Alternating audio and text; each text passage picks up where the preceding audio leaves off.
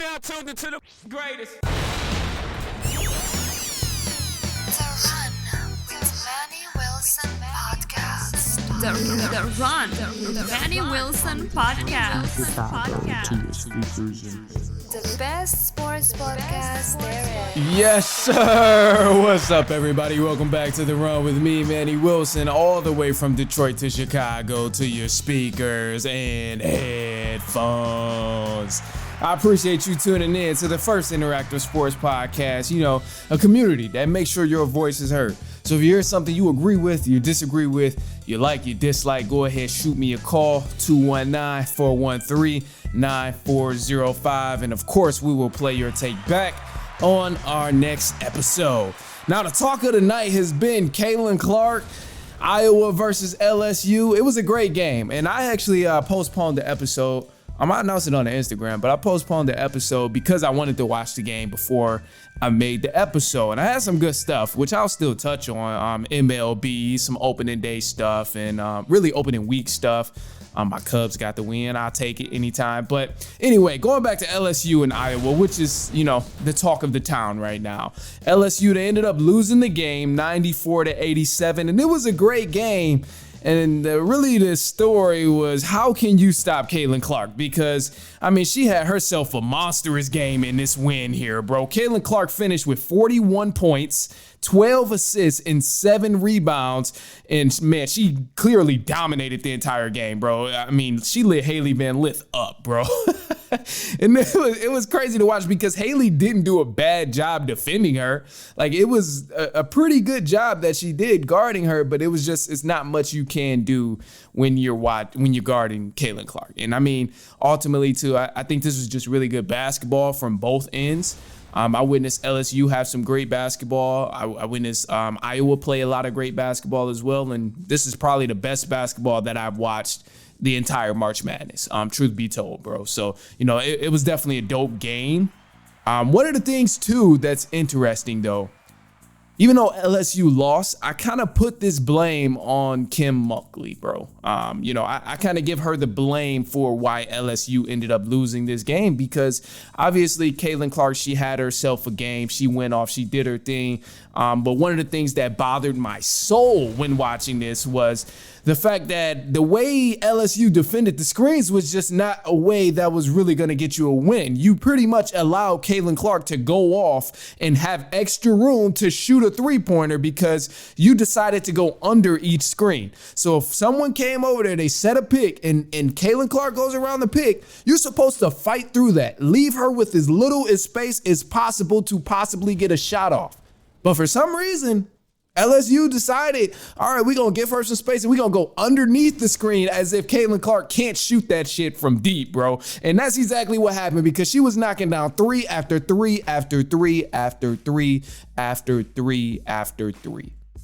It happened, especially in that third quarter because that was the huge momentum shift. That was the deciding factor in terms of, is Iowa going to continue to keep a comfortable lead in this game? That was when we really seen the dynamic of the entire game shift because Caitlin Clark kept getting these deep bomb threes. They're like a bunch of weights just being tossed on you every time she hits a three. It's a dagger each time, whether it's a dagger in the middle, like in a literal sense of the game of crunch time or not. Either way, it's going to be a huge weight on your team. And then also, too, one of the other things I noticed that I blame Kim Mulkey for is the offensive end. Now, LSU, they started off the game. It was fairly solid. I thought, the way they handled themselves early on in the game of getting the ball down low, getting these easy buckets, creating these open shots and stuff, taking advantage of open threes. I thought that was a great game plan. But at some point down the line, and I want to say it was around that third quarter, that's kind of when it got a little stagnant for LSU. That's when that whole game plan on the offensive end turned to, okay, let's get the easiest shot selection to let's let Angel Reese play 1v1. And that's cool to an extent. That's fine to an extent. Once 1v1 isn't working anymore, you need to look somewhere else. You need to do something else. You need to cook something up. But I watched LSU feed Angel Reese the ball in the post about 50 times, play after play after play. And it's like, okay, Iowa's in the zone. Clearly, you're not going to be able to score down low when it's 4 people surrounding her. Like, you got to figure something else out. You got to get some easier shots. You got to run a play, maybe stop and pop on a mid-range, find a person in the middle at the free throw line to get an easy bucket. And I mean, some of these things happen, but during crucial stretches of the game, I did not watch this. I did not see this happen. And it was a lot of turnovers that was going on as well on LSU's behalf. So, you know, that was a thing that bothered me. So outside of Caitlin Clark doing her thing, it's not much you can do about that. But one of the things you could have done about that was send some double teams. I didn't see Kim Walkley send any double teams. I didn't see any traps. I didn't see the whole team shift their focus to Caitlin Clark at any point in the game, even though she was tearing them up. I didn't witness that. And I give credit to Iowa as well, because they had two other players on the team that put up 20 plus points, which is dope. And that's something that's needed if they're going to go on to that next level. But ultimately, I think this was a huge game, and it was a great game. I loved the game that it turned out to be. And, you know, Iowa, they played better today and they won. They earned this win.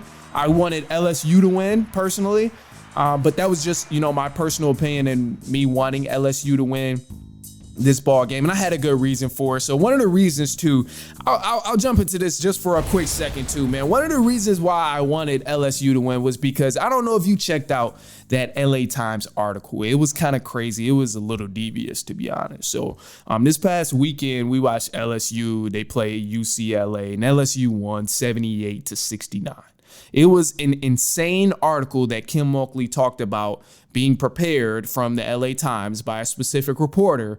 She said they were waiting to release this article at a crucial moment, and they just couldn't wait to release it. And she already said it was going to be some nasty stuff coming out the article. But when this actually dropped, it shifted. It was wild. I mean, LA Times ended up changing the article. So I have some stuff from the original of what was originally said in this article, because it was nasty, bro. And it made me want to cheer for LSU even more, because these are 18 to 22-year-old women, bro. Like that, it's crazy to put them in this mixing pot and put this label on them that's so far away from reality. So this is what the article said.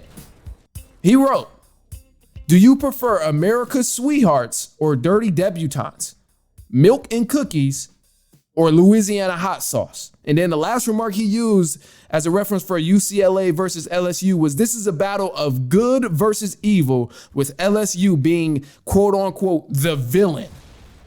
This was wild. And I'm like, okay, if you don't like Kim Walkley, then talk about Kim Walkley, but you don't have to insult everybody's character on the team. And I'm like, bro, you don't even know everyone on the team enough to say that. And like, one of the things that really bothered me, and I didn't know some of this stuff too, but I looked into it.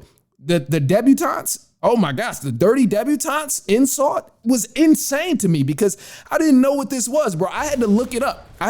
Because I'm like, okay, that's kind of a crazy comparison. You say UCLA is America's sweethearts and then dirty debutantes. I'm like, damn, you know, I don't really know what that was, truth being told, but I looked it up. If you look it up, you're going to probably see the same thing. When I searched dirty debutantes up, some shit from Pornhub came up, and it was pretty much like casting, bro. It's like casting or like selling sex and stuff like that. And I'm like, bro, that's just wild to say that about a group of young women who are not doing anything in that manner. Like, how can you find yourself to writing something like that? To me, if you're a sports reporter and this is the type of stuff you're writing about with this much biases in your writing, it's clear that there's a lot of prejudice. It's clear that there's a lot of hatred toward the black women on LSU's team and Kim Walkley's success. So, you know, I'm like, how the hell did they even let this go out? Bro is in the game for all of the wrong reasons. He needs to go into politics if that's the case. If you're gonna really be insulted by someone's success or a group of women who are just embracing the game of basketball and embracing themselves in all their different unique ways, doing nothing that's, exposing themselves anywhere near a dirty debutante. Like, it was crazy to me to watch this and see this article. So when I was looking at this and I'm reading it, I'm like, bro shouldn't even be writing at this point for sports, because it has nothing to do about the UCLA LSU game. It has nothing to do about the character of Kim Walkley and how she is as a person. And it has nothing at all to do with the realistic version of the player's characteristic. So to me, I'm like, bro, that was wild. So this made me cheer for LSU's basketball team even more. I wanted them to win against Iowa just to kind of, throw the slap in your face, like, they ended up winning anyway. But you know what? They didn't get it done. And they had a great season. Kudos to them. They've been dealing with stuff like this all season. The shady reporters, the shady he said, she said, the shady rumors, all of that stuff. So I'm glad that they were able to, at least have a good season, make the game competitive and stuff like that. And the better team ended up winning. Iowa did deserve to win. So, hey, that was the way it was supposed to be. But as far as the women's tournament, bro, a lot of stuff is still going on. NC State, they'll be playing South Carolina. And the winner of LSU and Iowa, which was Iowa, they'll be going on to play USC and UConn. I tried to wait it out through this UConn and USC game, and it's tied right now in the fourth quarter with 7 minutes left. It's been a good game, but UConn, bro, they're a solid team. They're a solid team, but I think USC has the better group of individual talent, if that makes sense. So, we're gonna see how this game finish out, but I wanted to get this up because, bro, it's getting late, and my energy was only gonna be so good for so much longer. But look, man, I got a side note here, and then we'll take a quick break. My side note, bro, the Chicago Cubs, they got a win opening day. We love to see it. The Cubs, they beat the Rockies 5-0, and we seen Shota we seen Shota? I think that's how it is. I heard this guy too much, but bro, he balled out. Shota Imanaga, he had a monster day pitching the ball today with the Cubs, bro. I mean, he pitched 6 innings and damn near pitched a no hitter all the way up into the 6th inning, but he had 2 hits only, 0 runs, 0 walks, and 9 strikeouts. And I think it's safe to say the Cubs might have him one.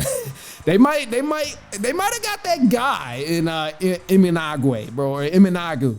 And they might have got that guy, bro. And I think the Cubs, it started off kind of rough in the beginning of the season because a lot of people had a mutual understanding of the Cubs are not necessarily a guaranteed playoff team this season, but they can possibly make it there if anything happens. We may be okay to get there. We have a good season. We go on a good roll, but I mean, hey, we might have that guy that can really get us over the hump. So, I think it really gives us a new excitement to the game, and it gives us a lot of hope. So with that being said, bro, I think the Cubs, hey, I'm excited for the season now.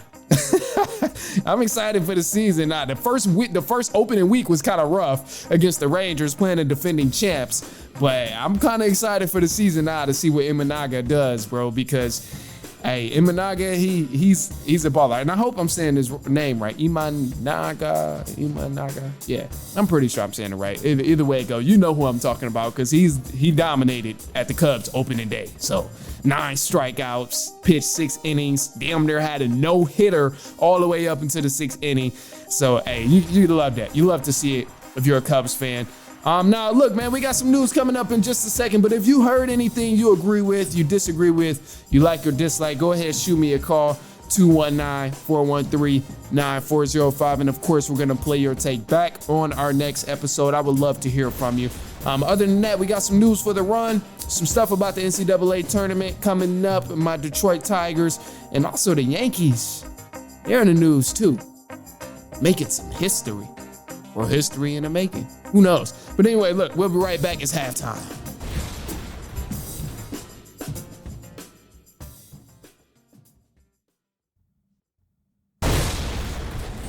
All right, let's get into it. News for the run. Starting off in the NCAA tournament, the Final Four for the men's is set as well. You got NC State back again, both men's and women, which is incredible. But for the men specifically, NC State will be playing Purdue, and Alabama will be going against UConn. Now, I'm hoping to see Alabama win this ball game because I watched them all season long. I watched them in the tournament. They've been playing great, but I'm a little biased here because the coach that they have, he also coached in my district. He coached with the Romulus Eagles, bro. Shout out to them, man. And they were dogs at that time. It was more so when my brother was in high school, so I was watching him get his head cracked by the Romulus Eagles at the time. But boy, hey, man, he had them boys nice. That was probably the first time I've ever seen guys really like dunk a basketball with ease. I was younger at the time too, but that was like, man, hey, it was a dope time. That was probably the first time I seen some real athletes go up and grab the ball from alley-oops and really get freaky with dunking the ball. But other than that, though, I think Alabama is a very streaky team. They played great against Clemson, and if they can continue to shoot the way they did against Clemson, I think they got a bright future ahead of them playing against UConn. But the thing is, you can kind of say all of those things about UConn as well from the way they've been playing and smacking teams lately. So, hey, it's a great matchup. I'm excited for that. Now, South Carolina's women team, they've advanced to 4 straight Final Fours, and they still remain undefeated after beating Oregon State over the weekend. So I want to give a quick shout out to Dawn Staley, man. She has been killing it over there. That is a great program that they have over there at South Carolina for the women's team. And my Detroit Tigers, we had a great opening week. We finished 3-0. I don't know how long it will last, truth be told. We kind of got a lot of talent, but the thing here that scares me is we don't have that much experience. It's a lot of young guys on this team. And the Tigers, I think in the future, like maybe next 3 to 4 or 5 years, okay, we'll probably be dangerous. We'll probably be a team to worry about. But as of right now, I'm trying to just enjoy the wins that we have, because I don't know how long this is going to last with us being so young and, starting off this way. We don't really have that much going on for us. But, I mean, we got some good young talent. So I'll take it right now. Now, the Astros pitcher tonight, Ronald Blanco, he finished the game with a no-hitter. It was crazy. This is only his 8th start of his career, and Blanco is also the first in 2024 to pitch a no-hitter. So, I mean, this was dope, man. They played the Blue Jays. They smacked up on the Blue Jays 10-0. But this is a huge win for the Astros, bouncing back after what happened when they played the Yankees. And then you already know, man, the Yankees, along with a few others, they're off to a hot start. The Yankees, they're off to a 4-0 start for the first time since 2003. And even though they're not alone, what I've seen from the Yankees playing the Astros in that opening week series, it was a clean sweep. I watched pure dominance from the New York Yankees, bro. They looked the most dominant during opening week. And I say this because they pulled off 3 comeback win victories against a solid team in the Astros. It's not like the Astros are a garbage team. It's not like they're the Rockies or somebody where, it's expected for them to come back to win. But, I mean, they played pretty good. And Astros, they held their own for the most part as well. But one of the things here that really solidified the dominance was the duo of Soto and Cabrera. Now, Juan Soto, he mainly balled out, and he was mainly the one that was carrying everything because bro batted 9 for 17 this series. He had 4 RBIs. He had 9 hits, and they looked great without their Cy Young winner, Garrett Cole.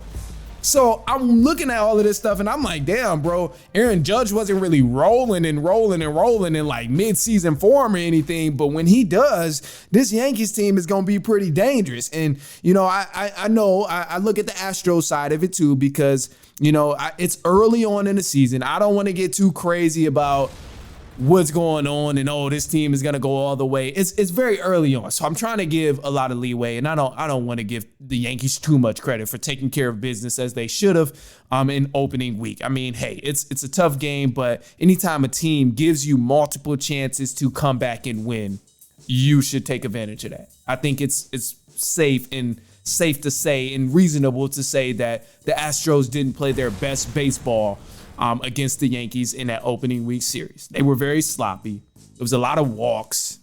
Like, they gave up runs. It just wasn't their best baseball that you're expecting. It wasn't what we seeing against the Blue Jays of a perfect no-hitter, great defense, being solid all the way around and fixing up mistakes. They were very sloppy. And, I mean, it came back to haunt them because clearly the Yankees ended up sweeping them. And I don't think it's anything to over-exaggerate, but, having some fun about it. Why not over-exaggerate it? I mean, hey, the Yankees going all the way this year. Like, why not over-exaggerate it? But no, truthfully, man, I think it was just a great ball game, a great series between the two. Anytime you can win a rivalry or a simmering rivalry like this, a rivalry that's on the rise, between the Yankees and the Astros, I think is huge. And for Yankees to solidify it this way in terms of sweeping them in a clean sweep, starting off 4-0, beating his team 4 times straight, and then coming back to win multiple times too, I think that says a lot. And that's something you should be happy about if you're the Yankees, because it is a tough thing to do. If I'm the Astros, I don't look too much on this. I wouldn't dwell on this because obviously it's the beginning of the season. Who cares? But, anything can happen. A lot of times teams, they'll start off really, really hot and then, nothing happens in the playoffs or they don't even make the playoffs. I mean, this is the MLB. We know how long the MLB season is. So I'm going to just leave it at that. But anyway, look, man, that's all we got for y'all today. I appreciate you for kicking it with me. Of course, I got to leave you with one last side note here. It's the last note, just on a positive message. And then right now I'm looking at this UConn and USC game. UConn is up 70-64. It's 3 minutes left. Man, this is a crazy, crazy game. And I hate recording sometimes while the game is on because I really do want to finish. But I'm going to leave you with this, man. You win some, you lose some. But, hey, as long as you get up and try again, is it really a loss? If you learn something, is it really a loss? You take what you've gained from your experience and you add it on to the future. I mean, make it a win next time. If you go try something and it doesn't turn out the way you want it, sit back, evaluate, look at what you could have done differently, and then attack it again. Try again. You win. You live to fight another day. So take what you want with that advice. I ain't saying it's grade A advice, but I think it is something, you gotta keep going. Sometimes you gotta reevaluate and figure out what the hell you did wrong. But as long as you come back strong, then it's not really a loss because it's all about perspective. Sometimes when you get far and you think it's a failure, it's really not. It's really not. It's just all about perspective, because if you've never been to that stage before, that's actually you moving forward. It's actually you moving forward if you ain't never been to that stage before. So when you get back to that stage, you got that same experience of, okay, I'm not going to do this because last time I did this, it didn't turn out so well. So now I'm going to try it this way. So yeah, I say, hey, that's some solid. I'll take it. Yeah, do what you want with that advice, man. Anyway, look, share this to a cousin, a brother, an aunt, an uncle, a niece, a nephew, a coworker, a friend, and follow us on Instagram at The Run Podcast and everywhere else at The Run Podcast. You can follow my personal as well at I am Manny Wilson. I'm about to watch the rest of this UConn and USC game. Juju Watkins, she been hooping. I don't know how many points and stuff she got, but in terms of what I seen, she was hooping. But don't call me on that right now because I haven't finished watching the game and I've been recording. But anyway, I'm out of here, man. I'll see y'all later on this week, and so on and so on and so on.